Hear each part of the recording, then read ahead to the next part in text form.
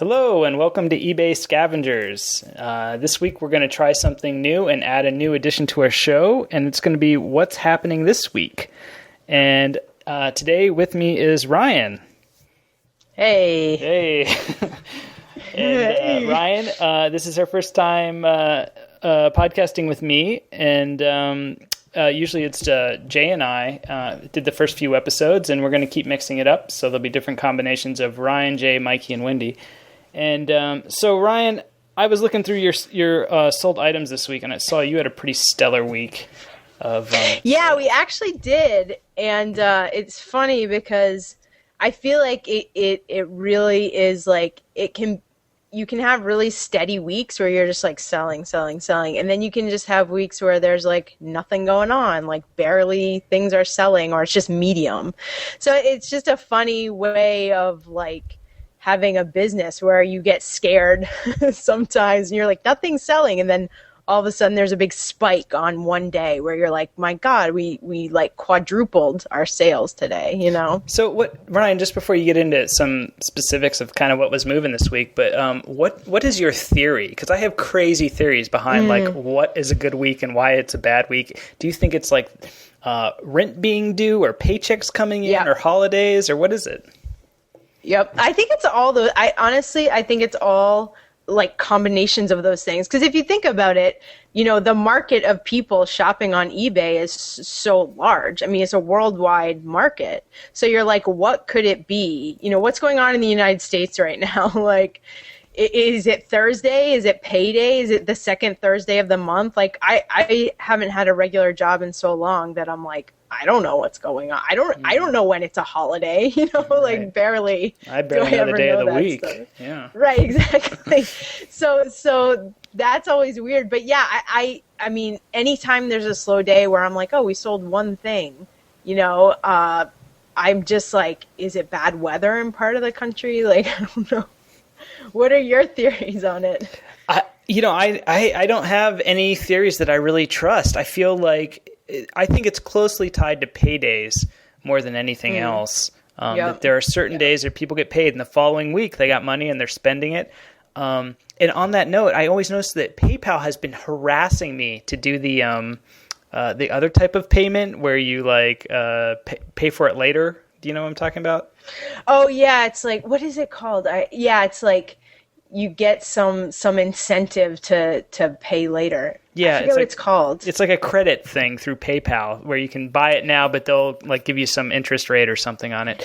And and I guess maybe that's really popular for people, but I would never use that. I mean, why would I want to pay more money for the item? But right, I know. I just ignore that stuff, but I don't know if people use that. That pay later. Is it called pay later or something like that? No, it's got another name, but it sounds like that. I'll look it up in a minute. But so anyway, on that topic, so I noticed that you guys had sold a really fancy bottle of cologne. Is that a usual kind of item for you? Yes. Now, what's interesting is I got the idea from you because you were like, you sold some kind of cologne that you knew about in like high school or something. And I was like, what? For men. Yes, that's what it was. Yeah, and it had that awesome bottle. It was like a man-shaped bottle or something like that. Yeah, it was ridiculous. Which is awesome. But it was so funny because I've been selling on eBay for several years straight, and I never, ever looked at that stuff. You know, perfumes, colognes, I'm just like, what? Like, I don't even see that stuff. But once you said that, when you were like, oh, I think you got quite a good price for it, and it wasn't even, I don't think it was a full bottle. No, it's open. And, and I paid very, very little for these like several bottles of perfume and cologne. And then I looked them up when I got home and I was like, whoa, these go for a lot of money. Like some of them go for like several $100s a bottle. You know, you're like, what? Discontinued, you know? Yep. And I've come across yard sales where there's just bags of the toiletries from the bathroom, or even the kind of sale you walk into and you walk in the bathroom, they're like, just take anything you want. It's $1. Yeah. You know, and really the colognes are often overlooked and they're quite valuable. And the perfumes. Yep. And they're a little fragile, but other than that, I generally vacuum seal them in a bag just so if they do break, at least it won't leak all over the place. So. Yeah, I don't have a vacuum sealer, but but I wrapped it up pretty well. I did actually sell that last bottle of cologne overseas, so I like wrapped the hell out of it. But a lot of people don't sell overseas, so that's my advantage. Yeah. So what else was going on for you this week in your store or otherwise? Yeah, so this is something we talk about often on back and forth is talking about selling lamps, like vintage lamps, which like are the worst thing to ship, obviously, because they're delicate and weird shapes and they're glass and metal but I've sold lamps lately, and those are high dollar items. So that kind of helps your sales. It boosts your sales when you sell one lamp for, several $100s. Yeah, that's awesome. I mean, it's work, Yeah. but that's really awesome how much you can make from them. Yeah, especially if you only get it, like you said, at a yard sale or a thrift store where they're like, $5. And you're like, oh my God. Whoa. Yeah. So, yeah. That's cool. So I noticed that one of our friends this week, a local eBayer to me, started selling algae and we started talking about it on our internal mailing list of eBayers. And it was pretty cool. I mean, he grows it and sells it, and he said he used to just like feed it to the chickens and throw it out when he wasn't using it, and now he's moving it on eBay. So that's kind of a cool change. That is cool. Yeah, I noticed that. It was really funny. His first pictures were like microscopic photos of them, and I'm like, what is he selling? And then I read it, and I was like, oh, okay. You can actually like eat it and feed it to animals and fish and stuff. But I think that's so smart because that seems like such an untapped market. Like when you can find something, and I guess this is the whole idea of eBay for all of us too, is when you find something that someone does not think is valuable, but someone somewhere else will think it's valuable, and is willing to pay good money for it as long as you ship it to them, Yeah. And I think in the case of our friend Andy, he had a nice setup with eBay is that he already knew how to sell things on eBay. And, it would have been a lot of work for him to set up a custom store and get involved with all the layout and design of doing a whole algae shop and trying to compete with other laboratories. But he can just go to eBay and list it like he's listing an old pair of socks, like it's... So. And I would sell an old pair of socks too. I sold some socks last week. They had the tags, but soccer socks. Okay. So they weren't old. They were new with tags. Yeah. But they were from a yard sale. So. Yeah. Yeah, of course. So what kind of stuff? What kind of stuff's been going on in your store? Have things been steady or what? Yeah, the last 2 weeks have been pretty steady. Not every day, but when we do have days, like this morning, it was Monday morning. I was walking out to the mailbox and my hands were full, and I had to go back in and go get more packages and pack the mailbox. And even tomorrow, I'll be doing the same again. And when I can't fit it in the mailbox, it goes in my car, and the mail lady pulls it out of my car. So that's my. Go ahead. That's what happens when you live in a rural place. Yeah. You can just stick it in the car. You leave the car unlocked. It doesn't matter. Yeah, and they'll stick the incoming packages into my car when I receive things. That's awesome. That's like the biggest mailbox ever. Yeah, the car. Just put the car near the mailbox. So awesome.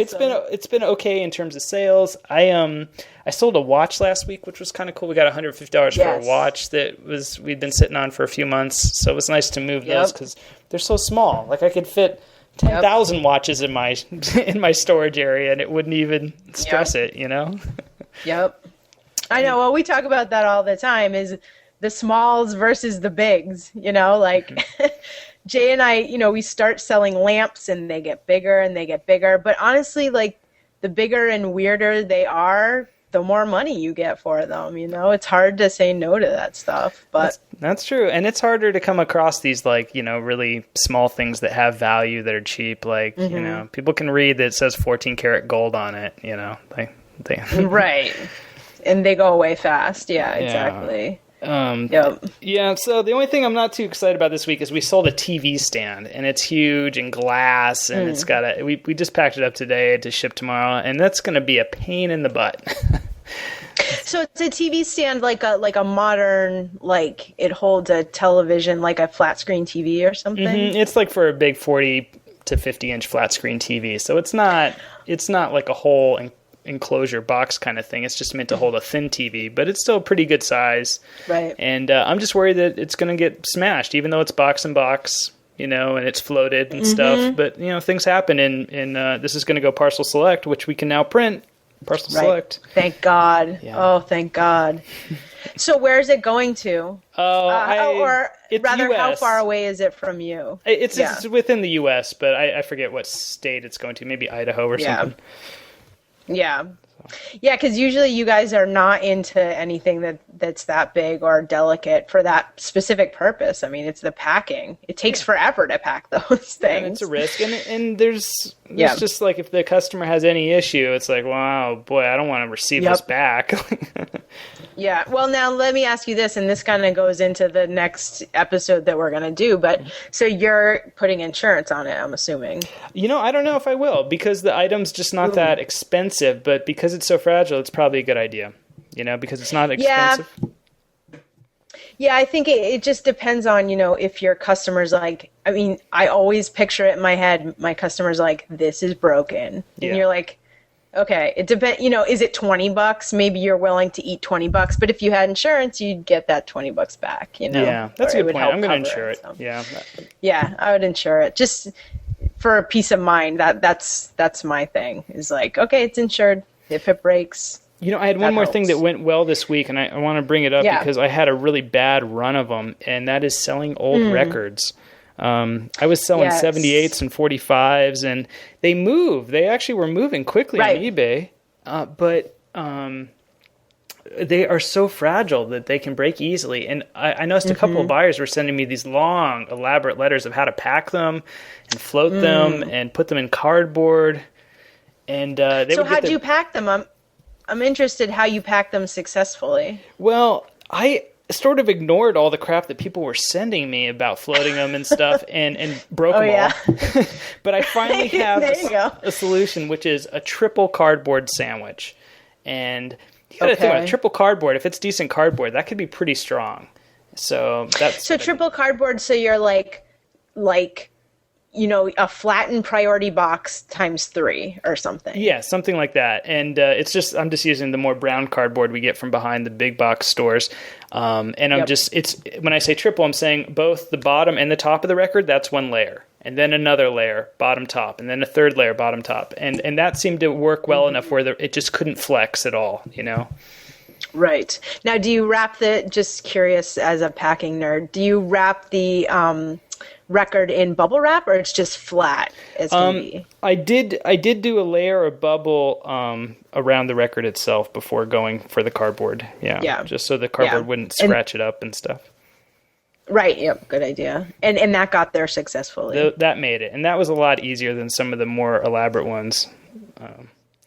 And then finally, I had one weird experience, and I got to start dealing with these more often. But I sold a watch this week and got a return on it, and I told the customer, it's probably just the way the battery was installed. And I talked about this watch in the last episode. And the customer's like, oh, no, it's not working right. And they sent it back to me. And, of course, I took it apart. And within, 30 seconds, I just jiggled the battery and locked it in a little better. And it was fine. So that's really a lesson to me is replace the batteries. When you're selling $50 to $150 watches, just replace them yourself. It's not worth selling them with dead batteries. Yep. Well, that's a good point. If you know how to fix something and it's cheap enough, that's good. I mean, we have actually it's a Waterford crystal clock. It looks like a watch kind of in Waterford crystal. And I don't know how to replace the battery. I'm looking at it and I'm like, I don't know. I mean, it's dead. It needs a new battery, but I just don't know. So on the listing, I'm like, you got to replace it. What I say for things like this, I'm just like, you have to have a professional replace the battery. The end. That's what you have to do. Yeah. With lamps and stuff, I'll be like, this worked, it plugged in, but the cord was brittle, because it's 100 years old or whatever. And I'm like, please have a professional electrician rewire this. Just whether they do it themselves or not, I don't really, it's fine if they do that. But I'm saying I'm suggesting what the best thing to do is. Just just to protect myself, sort of, you know? Right. That seems like a good description. Item as described. Right, exactly. Yeah, I had something happen that was kind of a bummer too this week, and I think you and I have talked about this on the mailing list, where this happened twice in 1 week in the same country. I sent a hat to the UK and I sent a jacket to the UK, and one guy waited 8 days and was like, it hasn't gotten here yet. Opened a case on me. Ooh, now the case was through eBay or from PayPal? Through eBay. Mm-hmm. Ouch. So that's a little different. But they do hold the money. Because they're like, this person's complaining, they kind of like hold on to the money in case you refuse to give them a return, and then they like force you to give them a return, Mm-hmm. But that sucked because it was two different people in the UK. One guy did wait 30 days and he still never got it. So I was grateful for him to wait that long, but I did have to just be like, issue return. It was like $45, which is sad, Okay, yeah, I'm surprised you caved and did the return. Basically he filed after 21 days, mm-hmm. and I was like, please wait 30 days. And if it doesn't get there in 30 days, I'll gladly give you a return because it should obviously be there. You just have to. And then after 30 days, he's like, it still hasn't gotten here. And I just did the return. But the other guy waited 8 days. I'm like, it's 8 days. You live in the UK. Like, come on, give me a break here. These are both first class international, right? Yes. Oh, first class international. It's such a bummer sometimes. Now, what happened with the 8-day guy? Did you end up giving him a refund as well? No. So the thing about eBay cases, I don't know how much you've dealt with them, is they open a case. And basically the case is you just talking back and forth. Mm-hmm. And that's the beginning of the case. And then they can escalate the case to eBay customer support. Mm-hmm. And that's when eBay makes a decision, like what you have to do. Okay. And so I don't think he understands that he can escalate it. He's just kind of like waiting around. So sometimes people never escalate it and nothing ever happens. And I think it's either 30 or 45 days. It just ends. It's like this case is, no longer valid or something. But he just hasn't said anything. I just said, please wait because, it can take up to 30, days to get there. So I imagine you get a lot of emails from eBayers. They're saying, hey, where's my item when it ships first class international? And you just respond and say, it shipped out on these dates. What do you respond with? Yep. Yeah, it's basically, and I really do not get that many anymore. So I'm hoping like the post office is better, or my methods of putting the address on is better. Maybe I'm hoping. And basically what I say is, first class international, it's the cheapest way out of the US. Mm-hmm. It can take between 30 and 45 days, depending on foreign customs, because customs can just hold stuff for no reason for however long they want. And the tracking ends in the US. Because, a lot of people will be like, this says it was in Chicago, on February 10th. Where is it? And you're like, well, it just ends there. It could be in your country, Right. It could just be sitting in an office, which is the worst. It's like the worst thing to have to tell someone. You're like, I don't know. Well, I usually, I get the same questions because I ship international. I use first class on a lot unless it's a really expensive item. Mm-hmm. And right. They usually write me. People often write after about a month if they haven't got it. And that's kind of fair to check in. And that's all they're doing usually. Yeah. It's not hostile yet. Yeah. Or it's getting there at least, but they're still civil. And I just say, I'm sorry, I shipped it out on this date. I give them the tracking number again. I'll look at the tracking just to see if anything interesting. I noticed the last one I had a question about, it had actually shown crossing the Canadian border, which was pretty cool that they showed the crossover. Yep. And not just the last stop, which is usually what I see, is just like it went through LAX and then there's nothing. Right, yep. Yeah.